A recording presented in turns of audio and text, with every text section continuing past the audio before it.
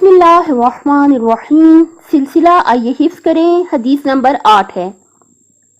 کتاب کا نام ہے غرر الحکام. قال علی علیہ السلام: المعرفۃ برہان الفضل، المعرفۃ برہان الفضل، المعرفۃ برہان الفضل، المعرفۃ برہان الفضل، المعرفۃ برہان الفضل. معرفت فضل کی دلیل ہے. معرفت کیا ہوتا ہے؟ یعنی پہچاننا. کس کو پہچانے؟ اللہ تعالیٰ کو پہچانے. کیسے پہچانے؟ قرآن مجید کو ترجمے کے ساتھ پڑھیں. نہج البلاغہ صحیفہ سجادیہ دعا جوشن کبیر کو ترجمے کے ساتھ پڑھیں. اللہ تعالیٰ کی اچھے سے معرفت آپ کو حاصل ہو جائے گی. اور کس کو پہچانے؟ ائمہ طہار کو پہچانے، ان کی حالات زندگی پڑھیں. پیغمبر اکرم صلی اللہ علیہ وسلم کی حالات زندگی پڑھیں، ان کو پہچانے.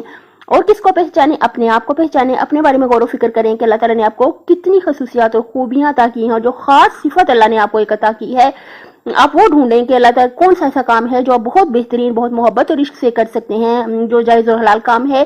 مثال کے طور پہ کسی انسان کو شوق ہوتا ہے وہ لکڑی کا فرنیچر بہت اچھا بنا سکتا ہے.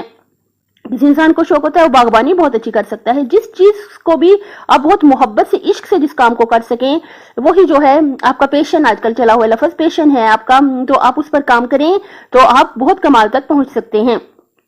اور کس چیز کی معرفت حاصل کریں؟ اپنے آپ کی کریں. اور کس چیز کی معرفت حاصل کریں؟ کہ خیر اور شر کی. اس بات کو پہچانیں کہ کیا کیا چیزیں جو ہیں اسے اللہ تعالیٰ راضی ہوتا ہے اور کن چیزوں سے ناراض ہوتا ہے. معرفت کا کیا فائدہ ہے؟ مولا فرماتے ہیں المعرفۃ برہان الفضل. معرفت فضل کی دلیل ہے. اگر کوئی شخص کسی کی معرفت صحیح ہے، پہچان صحیح ہے، تو اس کا مطلب ہے وہ شخص بافضیلت ہے.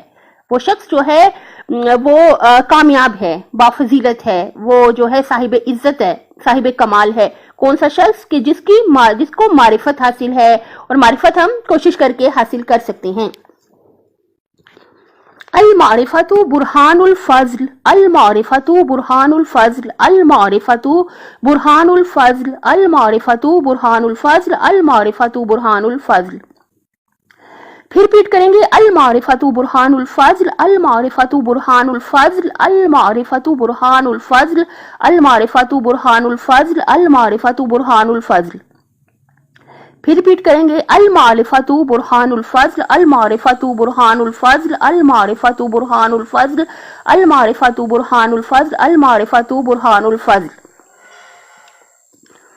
اللہ تعالیٰ ہمیں جو بھی حدیث ہم پڑھتے سنتے اور بیان کرتے ہیں اس پر عمل کرنے کی توفیق عطا فرمائے اور قبولیت کا ذمہ لے. اپنی صحت، آخرت اور خالق کی مخلوق کا بہت زیادہ خیال رکھیے گا. اللہ تعالیٰ دنیا اور آخرت میں حامی و ناصر ہو آپ کا.